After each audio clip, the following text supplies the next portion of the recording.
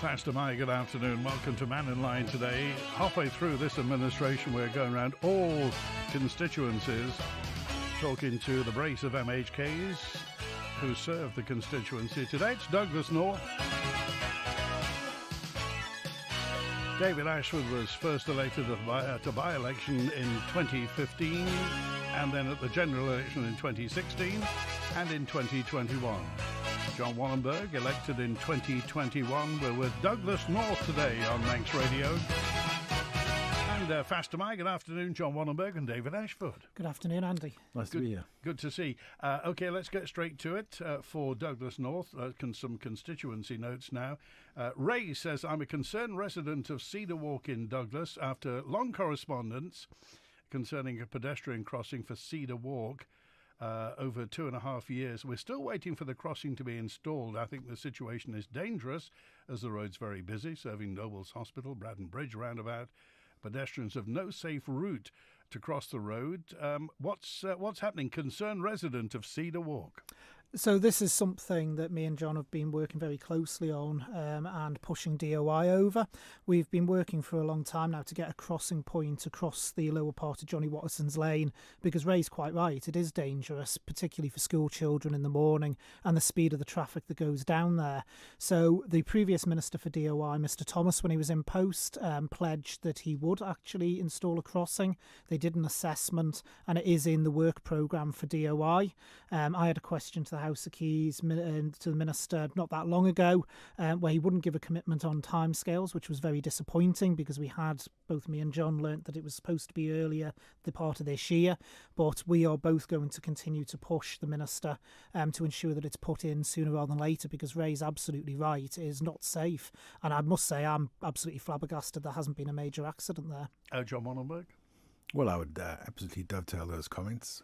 It's something that, I mean, as a matter of fact, it's right outside my house. And I see people crossing that road every day. It is absolutely something that needs to be done sooner than later. And it is frustrating that the ministers in DOI have changed and it seems to be pushed around a little bit too much for my liking. So, yeah, I had a conversation with the minister this morning about this, and it's definitely on the works plan. And David and I will keep pushing for that. The road's going nowhere but getting busier and busier, isn't it, John? So, I mean, as somebody, as a first-time MHK, what's your opinion of the machinations of government and the speed at which government can sometimes run? Because you were in private enterprise for years and years and years, fleet of foot, and now you're facing a government bureaucracy. Yeah, well, that's exactly how it is, and anyone who's been self-employed for a number of years goes into a machine like the government, you will be amazed at how long decisions get taken. And action is even longer than that. The only thing I've seen move at breakneck speed was the gas regulation bill, which I supported. But everything else, it takes far too long for my liking. There's a number of pieces of legislation which are out of date as well. And that, again, takes years to work its way through the branches. So I'm not sure that a single MHK can come into the House of Keys and make things move faster. It's a very difficult situation. How can I affect that? I do what I'm doing already, which is pushing ministers on individual bits of legislation or pushing DOI on the road crossing. It's difficult, but it's the way the animal is. We just have to make the best of that, I think. Okay, right, let's go to the phones now. And first of all, we got John on Mannin Line. Hi, John, you're live with John Wannenburgh and David Ashford. Afternoon, Andy, and afternoon, guests. Afternoon, John. How are you doing? 2 questions for you. I'll keep it simple, and then I'll just listen to your answer on air. The first is, what is the purpose of government? And the second question is, where do you get your authority from? Thank you. Okay, Bye. David Ashford. So in terms of the purpose of government, John, the purpose of government is to actually provide public services that benefit the public at large, so things such as the health service, things such as the police service, and to ensure that there is laws in place as well to actually govern how society runs and operates. And sorry, I didn't quite catch the second half of your question. You broke up a bit there. Where do you get your authority So from? the authority in terms of MHKs comes from the electorate with the general election that's held once every 5 years.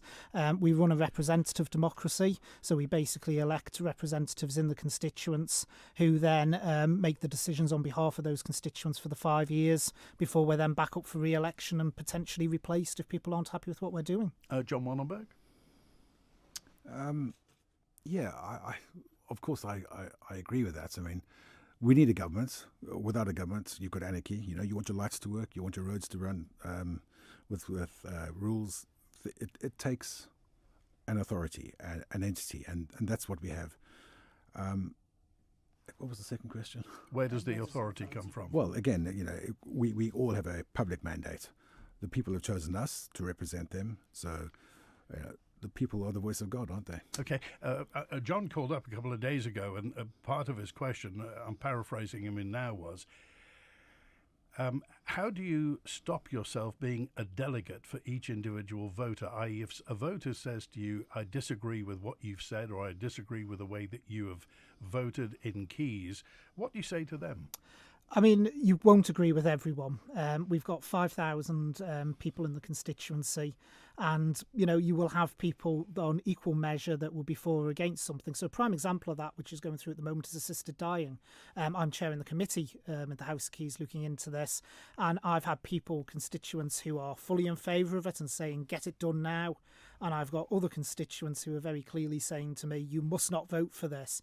And you just have to be true to yourself. You have to. The point of representative democracy is you balance up the arguments and you come to a decision, and then you have to stand by that decision.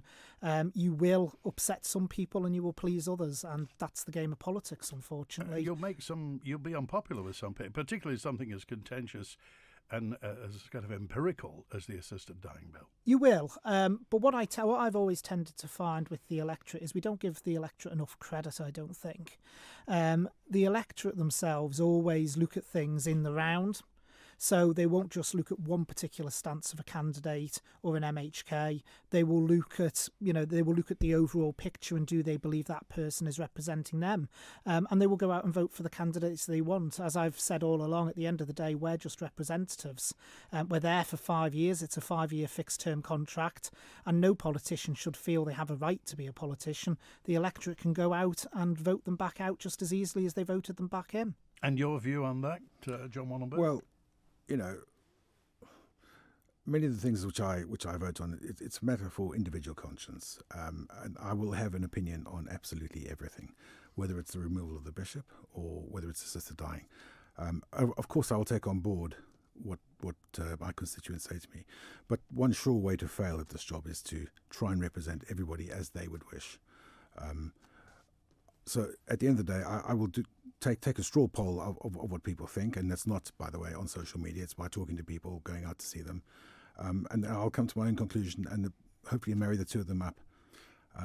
Again, you're never going to please everybody, and you know what? I don't think I'm going to try to please everybody. Has a constituent ever changed your mind? On anything? No, they haven't changed my mind, but they've certainly brought things to my mind. Okay, which brings me on to an email in from Gwen, who just said, can you ask Mr. Wannenburgh, she said, I note he voted against the budget. Could you ask him why that was? Very simply, I voted against the budget this year because I also voted against the budget last year. This year was due to the spiralling costs of the headcount. As a point of principle, I objected that enormously. And that was why I voted against it. Now, that said, there is a number of parts of the budget which I totally agree with. But we have to make a binary choice, and that was my choice. Okay. Do you have any answer as to what government can do regarding headcount? Bearing in mind, I think as Dr. Ellenson said, a lot of that headcount is Department of Education and Social Care, of course, that's and the easy DHSC. Answer. Yeah, that's the easy answer. I'm not sure I believe that. I can't believe that 800 people in the last 7 years have been employed. Every single one of them is a frontline job. I don't believe that. And it's a difficult decision. It's easy to say we're going to raise taxes. It's very easy. It's far more difficult to say we need to cut here or cut there. And we need to make those rough, tough decisions. And the sooner we start doing that, the better. David Ashford? Yeah, so it's not as simple as just saying, as perhaps the Treasury Minister's portrayed it in previous interviews, that all the headcounts going into DHSC or education. That doesn't necessarily mean they're teachers and their nurses and their doctors. They can be other roles within DHSC and administration and so on. So I think what government needs to do is they need to start from scratch. We need to go back to basics and actually say, what does government legally need to deliver? So what do they legally need to deliver? What do we require to do that? Then we need to look at, well, you might not legally have to deliver it, but if you didn't do it, it would cause massive problems. Then we need to look at what are the nice-to-haves and what are the non-essentials and actually build up. This is why I've been questioning the Treasury Minister about zero-based budgeting, because I think the way we do it at the moment, just piling things on year after year after year and building up on what, to my mind, I've become more and more convinced is a broken system, just isn't going to work. Einstein, as I said in my budget speech, once said that the definition of insanity is doing the same thing over and over again and expecting a different result. In lots of areas, we do that as a government, and we need to stop it and start fresh. So, again, what's the answer? Is it outsourcing, privatising, third sector? So I think it's actually a mix of those. I think all of those are right in different things. So if you look, for instance, at DHSC, we are fabulously lucky on this island to have some of the third sector providers that we do. I won't name certain organisations because I'll forget others, but we've got massive amounts of experience out there in the third sector, and I just don't feel we're utilising them enough. And we should be, and that will help reduce headcount in government in itself. But then also we need to look at what jobs are we doing and what is actually being delivered, because what matters isn't the job that's being done, it's what is the outcome. And this is one of the things I've said about housing since taking on the housing brief. You know, what matters is what people see out there. What is going to change? Because no one has ever said, thank God that government developed that data set. My life has improved massively as a result. It's the things that run off that matter. And I think that's where we're slipping up at the moment. We're not quite there in actually delivering tangible things that people can see, touch and feel. But the public gets confronted with this, the fact that government headcount has grown. They don't know. I mean, I certainly don't know where it's all gone. Government never issues a list of who's been taken on and what functions they're doing, but it seems to grow like a fungus. Mr. Bell cut it back, and in the last administration, in Mr. Quayle's administration, it grew. Now, it could be COVID, it could be all sorts of things, but the public get confronted with this and feel, I'm not saying powerless, but out of the loop. Yeah, and I think there does need to be more transparency around the headcount and the FTE. It's something I'm certainly going to be exploring as an MHK over the next few months with some of the comments that have been made in Tynwald around it. But I think also, I mean, you mentioned there about the cutback in headcount. It was a very temporary cutback. I think it worked for about 2 years where the numbers went down and then it came back up. Part of that was there was a cap that was imposed, but the cap didn't work because what it was doing was it was restraining, the arbitrary cap was restraining services as well. So services that did need to recruit, it was putting pressure on them. So we've got to remember there are certain services such as the ones you've listed, home affairs, health, education, DOI as well with the roads, which we've already spoken about, that do need workers out there. So what matters is not so much the number of FTE, full-time equivalent staff, but what that FTE is actually doing. Okay, let's go to the phones. Tony B, you're live with John Wannenburgh and David Ashford.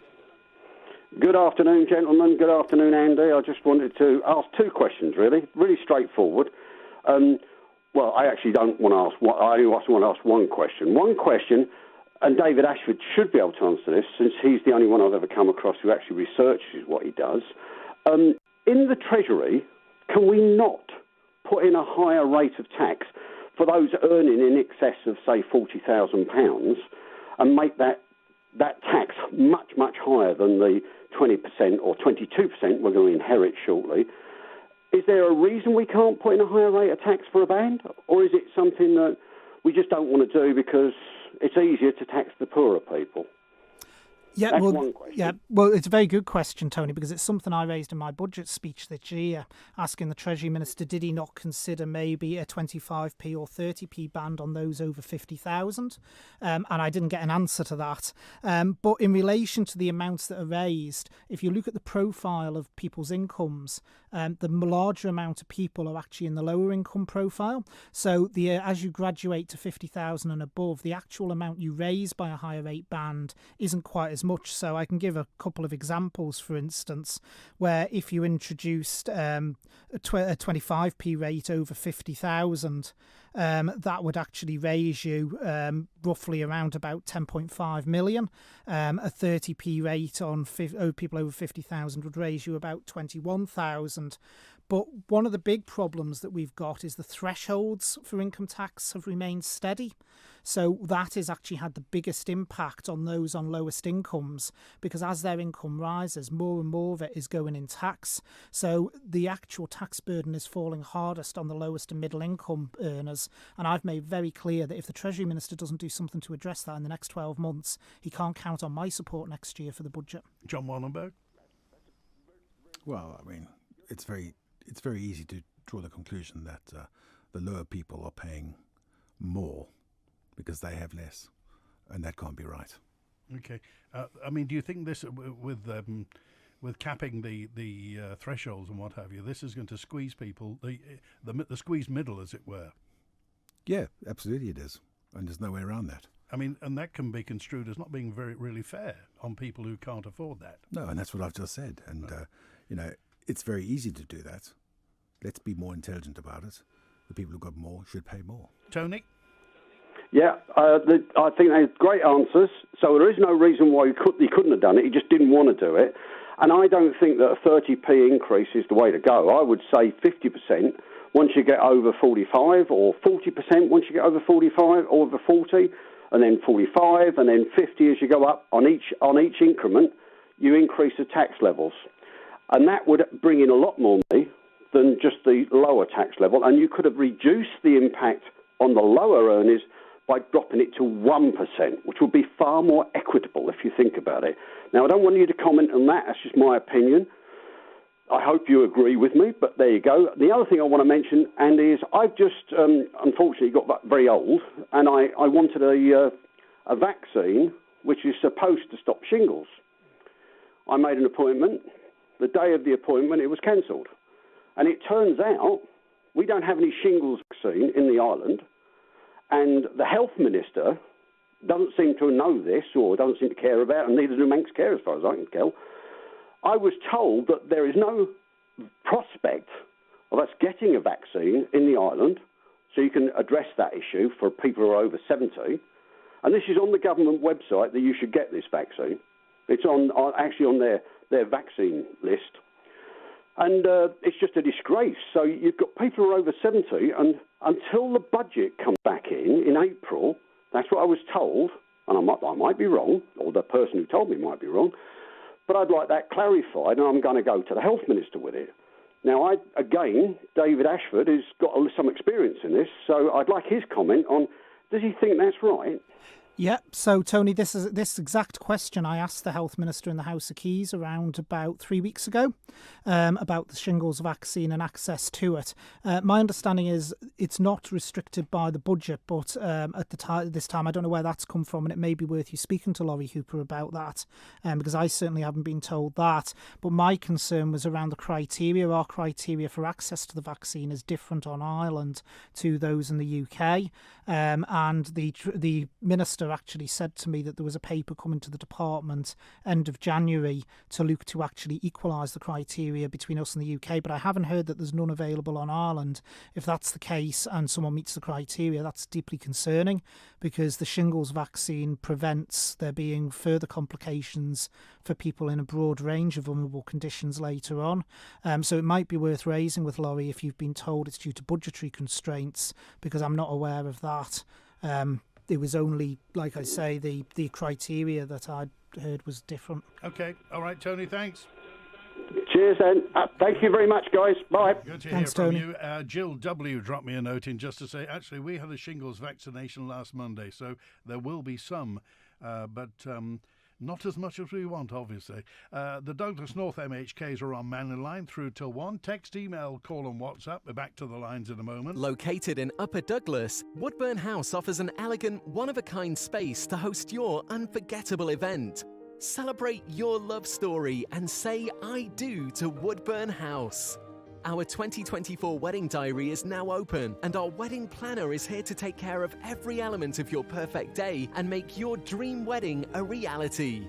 Woodburn House. Visit woodburnhouse.im or call 888 300. That's 888 300. I began to struggle with the stairs, but I didn't want to leave our family home. So my daughter told me about Acorn Stair Lifts and their new showroom in Douglas. I was able to try the stair lifts and find the right one for me and the home I love. They were so friendly. The whole process was hassle-free and they offered the whole package from installation to servicing. Choose the island's first choice for stair lifts. Acorn Stair Lifts, South Quay, Douglas. Call Acorn Stairlifts now on 672 414 or call into our Douglas showroom. Construction waste today. Tells recycle for another day. A builder skip or two. Tells skips will bring to you. At Tells Skip Hire and Waste Disposal in Snugborough, you only pay for the waste you bring. For waste disposal and skips, give us a call on 677 137. That's 677 137. Visit Tells today or find Tells Limited on Facebook. Call Tells Skips today. 677 137. Whatever your business, whatever its size, you can always rely on the island's leading fuel and oil supplier to keep you moving. Ellen Vannin Fuels, powering the island and powering industry. Call us on 844 000. Every Sunday afternoon here on Manx Radio at 4 o'clock, join myself, Simon Clark, as Mish Phil Gorn, live with Gullis Gagan. We clarify and translate some Isle of Man place names. Riet na Slagen. Well, Riet is a view, and then na Slagen is the hills, but in the construction there it means of the hills, so Riet na Slagen, the view of the hills. Plus we go through some of the Manx words and dialect. Surely everyone knows Giel, don't they? Mischief. That's Gullis Gagan, live here on Manx Radio every Sunday afternoon at 4. The Mannin Line with Andy Wint. I don't know whether you know, whether you spotted, we're 60 years old this year, and every week on Mannin Line we're looking back, Monday and Friday, we look back at personalities and events over the past 60 years, and every Wednesday we go to look at buildings, revisiting Kelly's Eye with Peter Kelly and the late David Callister. Today we're looking back at the day or the year that B&Q was built, when B&Q appeared on the Isle of Man. I don't know whether you know, but the Q in B&Q stands for quail. I don't know whether they're Manx or not. Now, to really important subjects, Michael dropped a note in to say what's happening to the Manor Pub, and the man for the job is John Wannenburgh. Oh, well, I'm not sure about that, but I did speak to Heron and Brady last week, and they gave me an update, and that is to say that the Manor Pub is still being rewired, and thereafter be painted, and that work will take up until the next 6-7 weeks, and after that, hopefully we will get a date as to the reopening.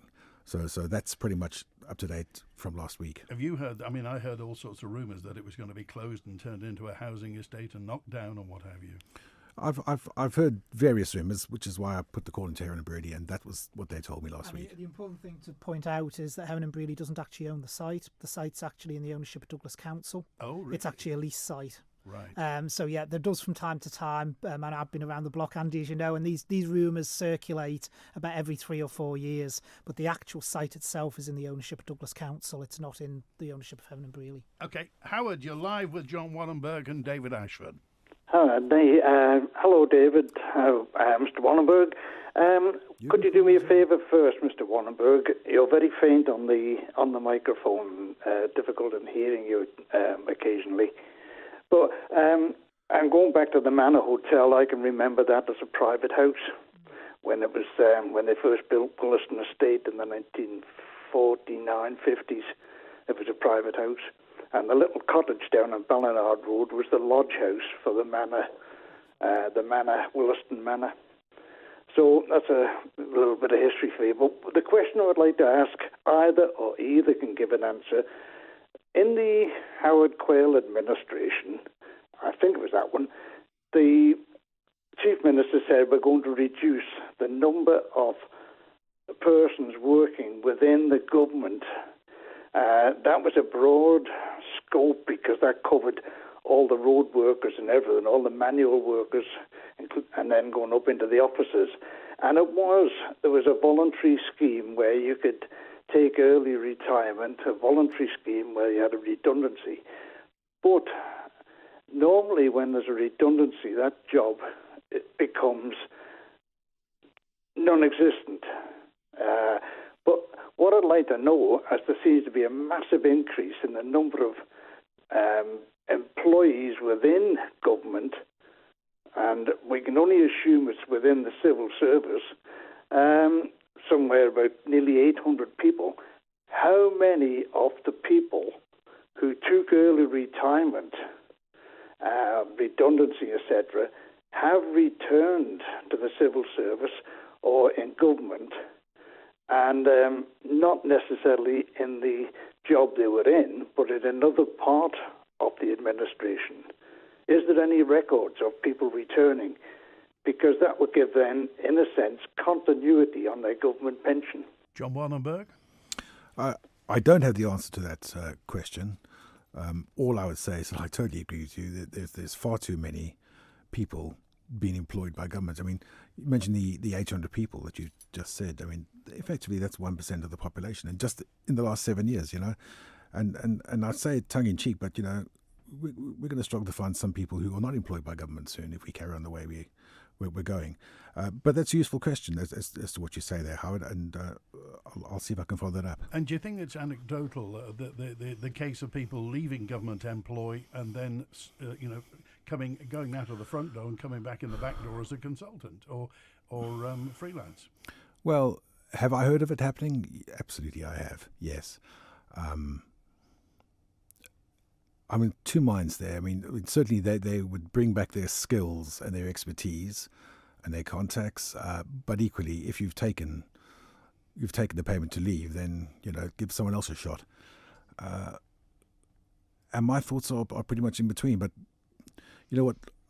Never mind the individuals. It's the sheer number, the volume of people, which makes me really, really uncomfortable. David Ashford? Yeah, so in terms of your question, Howard, from memory, the Mars scheme was the Bell administration, not the Quayle one. It was slightly before the Quayle administration. It was the Mars scheme that allowed for the redundancies. As part of that scheme, again, I'm doing this off memory, you had to, the job had to be basically non-functional, had to go, and the person couldn't immediately simply return to government if they'd actually taken Mars. I remember putting a question in the last time round. I was a backbencher when I first came into Tynwald around the number of people and contractors that were returning who had actually previously left government, and although there were some, the numbers were actually quite low, and they tended to be in the frontline departments such as health, home affairs, particularly, for instance, I believe the police were bringing some back with experience to do certain bits of work, and also education as well, where people might have retired as teachers but were then going on to the bank for the teachers. So it was exceptionally limited in terms of pure civil service. There wasn't that many. Maybe it's a question worth asking again to see what the situation is now. But certainly the way it stood with Mars, people couldn't just come back from memory when the Bell administration did that. Howard? Yes, that sounds about right, because as I say, if a job becomes redundant, the person becomes unemployed. And obviously they can't just walk back into a job that doesn't exist. But I can appreciate where the health, the police, and the nursing, because they're all vocations. But people working within government, there are a lot of surplus, and they're walking around. They used to say, if you have a clipboard in your hand, you can walk around all day and do nothing. And it works, because you look industrious, but there's actually no work getting achieved. But yes, thank you anyway, gentlemen. Okay, all right, good to hear from you. Thanks, Howard. Here's another message in for David Ashford and John Wannenburgh. Last time, I voted for both of you based on doorstep conversations on how you would help young people with housing, says Pam. Can you ask John and David, after 3 years, my 27-year-old daughter is no further forward. Indeed, she's in a worse position. Rent's astronomical, never going to get on the housing ladder. Pam's daughter is leaving the Isle of Man. She's going to the UK, another young taxpayer leaving. I know this is something that you've been vocal on, Mr. Wannenburgh. Indeed, and both my eldest sons have left the island as well. It's a very hard situation to turn around, and it certainly won't be turned around tomorrow, as we've ably proved the last 2 years.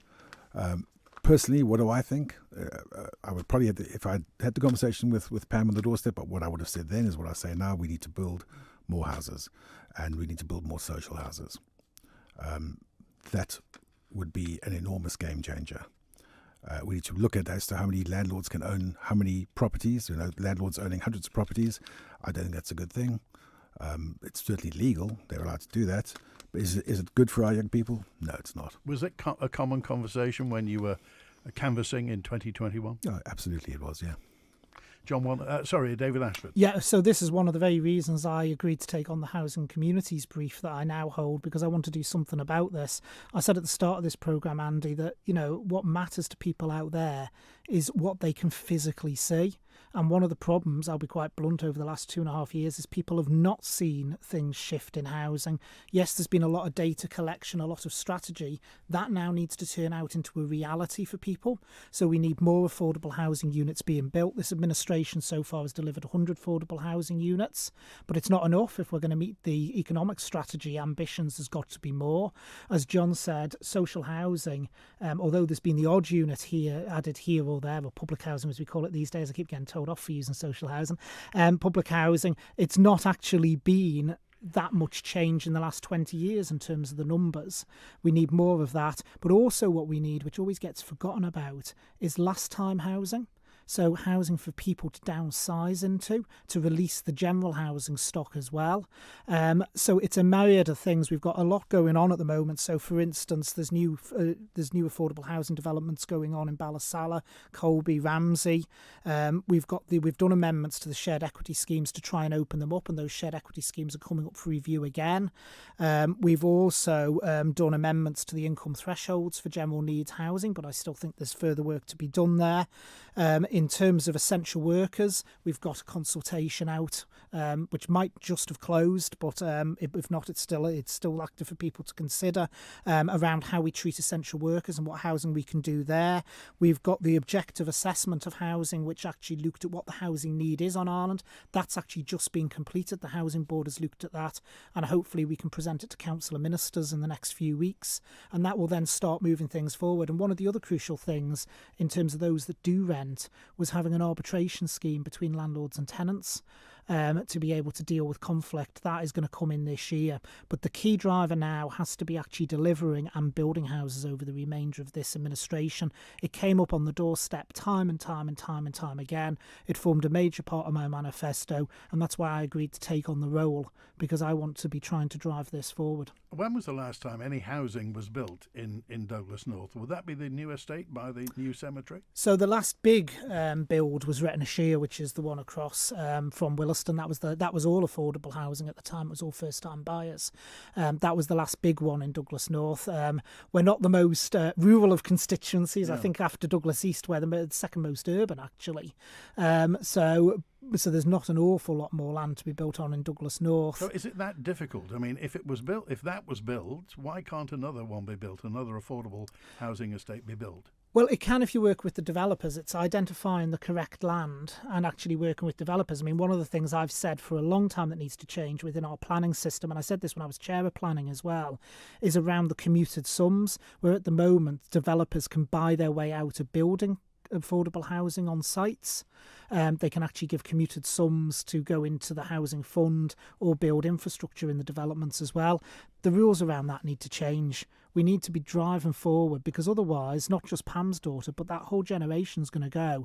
And as I've said in Tynwald time after time, the economic strategy won't be worth the paper it's written on if we don't get housing right. With David Ashford and John Wannenburgh, Douglas North MHKs, and Juan's on now. Hi, Juan. Hey, good afternoon, Andy. Afternoon, guys, John and David. How are you? Hi, Juan. Very well. Yeah, good. Hi, good. I don't want to divert off my subject, but just listening to what you were saying before, John, I totally agree. I mean, the size of government is way too heavy, and as Howard said, we have to be careful of the people that we are getting rid of, and that's the paper shufflers and the post-it note brigade, and not get rid of the people who are doing the work on the bottom floor. But yeah, government is far way too heavy, and that's taken a lot of our reserves from us. As far as housing goes, I'm in an area at the moment where I came back 5 weeks ago. The land was empty. I came back 5 weeks later, and there's a 300-house apartment up in wood built, and it's ready for topping out. All the inside being done, but the frames are all up. So that things can be done at speed, and you talk about emergencies. And I don't see anything happening at any great speed to cover emergencies. And I've said before about manufactured homes is a way to solve your emergency for the short-term periods. But again, nothing seems to be happening very fast. And going on to older people's communities, in the States, they have a lot of communities for over 50s with a clubhouse, communal activities inside, with restrictions for people that are over 50s and no children. So maybe that kind of thing might be an answer for going forward in the Isle of Man. But that's not my main thing. My main consideration, Andy, you said yesterday about the Chief Minister, and he had a direction, he was driving the bus. And I'm just wondering which bus he's driving and whose direction he's going in, who's actually setting the direction of this bus. Now, David, you've been inside the Coven, so you know what goes on inside there. But I wanted to ask both of you guys, first of all, your views on the vote of non-confidence in the Chief Minister.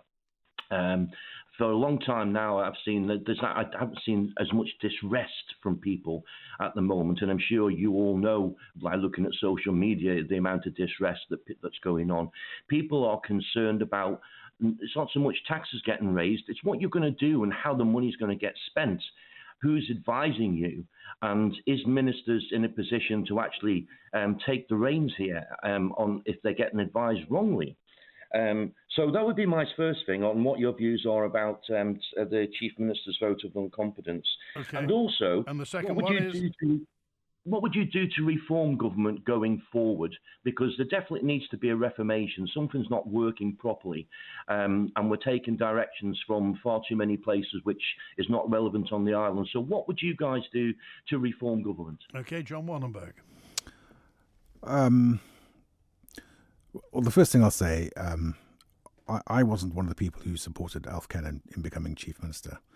And for the record, I would not have supported Alex Allinson either. And I would not have supported David Ashford, because they were all ministers in the previous administration, and I was dead set against that.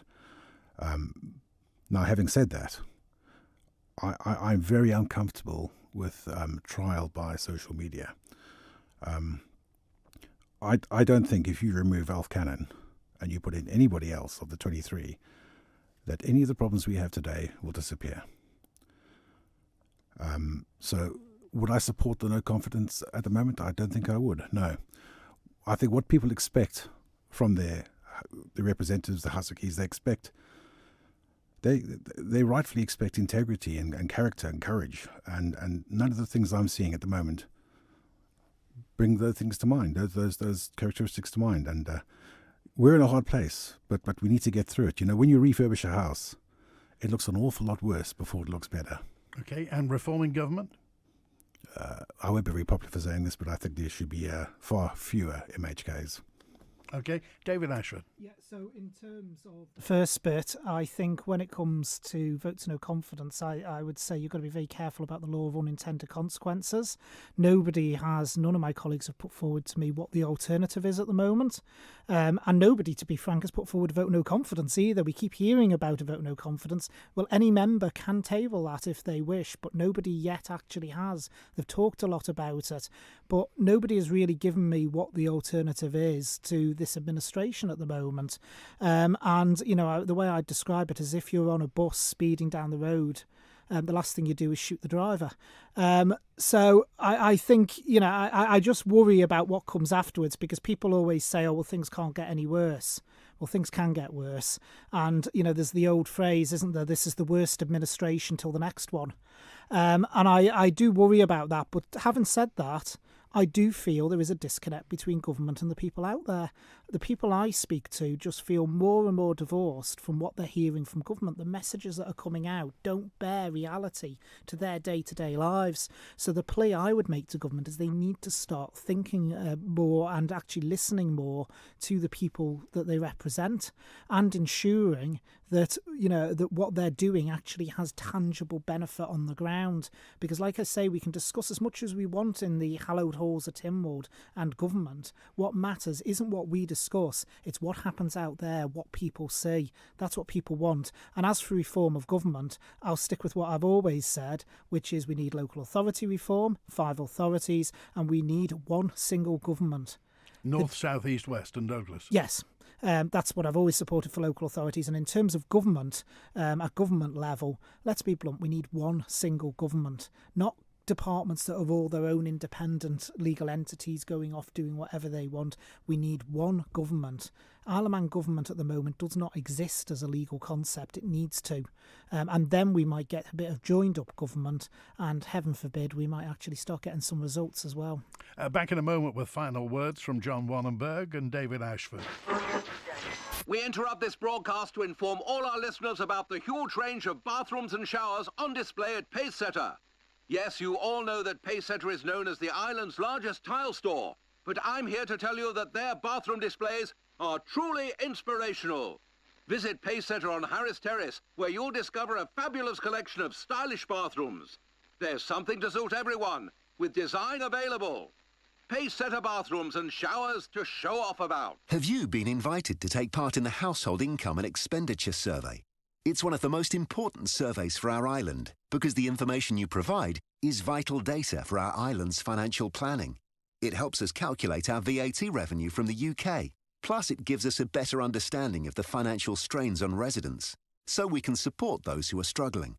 March is the last month you can take part. So visit gov.im/HIES now. In life, we plan for birthdays, anniversaries and holidays. But what about planning for the unexpected? I've worked hard all my life. I want to make sure everything's in place for my family. Man Benham understands. We specialise in enduring powers of attorney, mental health receiverships, and are there for you when mental capacities decline. Thanks to Man Benham, your legacy is protected. Secure your family's future today. Visit manbenham.com. Because peace of mind is the best legacy. Here at the Ramsey Park Hotel, we're delighted to introduce our new executive head chef, Leslie Jacob. With a food philosophy of classic food combinations and flavours and his international experience, Chef Leslie excels in both New World cuisine and classical cooking, with the emphasis on great ingredients combined with skill and intelligence to delight diners. Call 818-123 to book the Lakeview restaurant at the Ramsey Park Hotel and discover seasonal specials, lunchtime offers, winter a la carte menu, Sunday roasts and more. The Mannin Line with Andy Wint. It's Douglas North today with John Wannenburgh and David Ashford. The next constituency Mannin Line is a week today, Wednesday the 6th. Alfred Cannon and Tim Johnston will be in representing Ayr and Michael. And David, you're live with John Wannenburgh and David Ashford. Hello there, hi. In 10 months' time, the new building regs come in where you can't fit a gas or oil boiler into a new property. You've got to go with renewables. And we've been talking about affordable housing for years and generally first-time buyers. And I'd like to know what the panel think about the fact that it's going to add thousands of pounds to a new build, which pushes the affordability out of the reach of many affordable housing and first-time buyers. Not only that, who's going to be installing these? Who's going to inspect it? Who's going to be maintaining it? If you want a mortgage on a property and the surveyor turns up, what knowledge is he going to have of all these renewables? Because there's nothing on Ireland to give tradesmen and professionals the insight into what's going to happen in 10 months' time. David Ashford? Yeah, so just in terms of that, David, there are several companies I know that are already gearing up in relation to this. So we're already getting their personnel trained to be able to cope. In terms of the affordability, obviously, as one of the things we were very careful not to do was to try and move too quickly too early. So we are moving in line with many other jurisdictions, which actually means the price of the installations is actually coming down. You only have to look at where the price point was 2 years ago, 3 years ago, 4 years ago, to see that coming down. It will come down further. And when you build affordable housing as well, it's very rare to build it in a small number of units. You normally do larger number of units, which again gives you the capacity around price. So that is one of the things that is being factored in. So for instance, between 24 and 26 now, we're looking at potentially another 155 affordable housing units, and that will be factored in to it to ensure that it doesn't actually push affordable housing out of the affordable category. John Wannenburgh? Yeah, well, I agree with David. But, at the end of the day, when do we make the changes? There's never an ideal time. But we've got to go forward as we mean to go on. And, as the MUA chairman, what I can say is that the more houses they build, the more electricity will be used, and I'll be a happy guy. Okay. All right. Thanks, David. Just before you go, David just mentioned looking at other jurisdictions. Let's look at another jurisdiction. If you want help with renewables in the UK, you can get a grant up to I think it's £8,500 for ground source for air source heat pumps. You can get grants for solar. You can get grants for putting an electric charging point in your garage. The government wants to go green. Where's the money? So there's the energy efficiency grants, which are done through DFE, and I know the Treasury has been looking at how they can utilise parts of the Climate Change Fund as well in relation to grants, but there is a whole swathe of grants around solar, around other aspects that are on the DFE webpage. Okay, thanks, David. Good to hear from you. Finally, for John Wannenburgh and David Ashford, here's a question in, and this is from Alison, who says, horse trams to the sea terminal or not, John Wannenburgh? I was dead set against extending them from the War Memorial to the sea terminal building, but I've had the conversation. So going back to the top of the hour this morning, you asked me, has anyone changed my mind? And yes, they have changed my mind, but that was Charles Garden, Alex Brindley. I went and had conversations with him, and on this aspect, I think we should go back to the sea terminal. David Ashford? Yeah, I've been always very clear on this, Andy. If you're going to run the horse trams, you've got to run them the full length. At the moment, it's a tramway to nowhere. Okay, we've been live today with Douglas North MHKs, David Ashford and John Wannenburgh. And the next surgery, John Wannenburgh, is?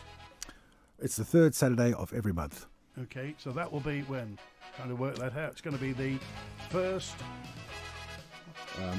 8th, 15th, is it?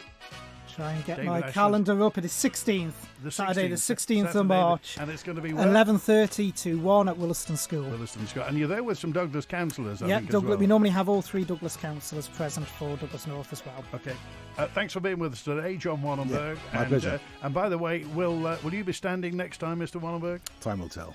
David Ashford? I never decide until about 6 months before, you know that, Andy. Thanks for being with us today. So we're back with an open line tomorrow, and next Wednesday, Aaron Michael, Mr. Cannon and Mr. Johnston will be on. If you want to follow up, email manninline@manxradio.com or the answer phone on 682-631. Thanks to Chris on the phones today. Enjoy the rest of your Wednesday. WINT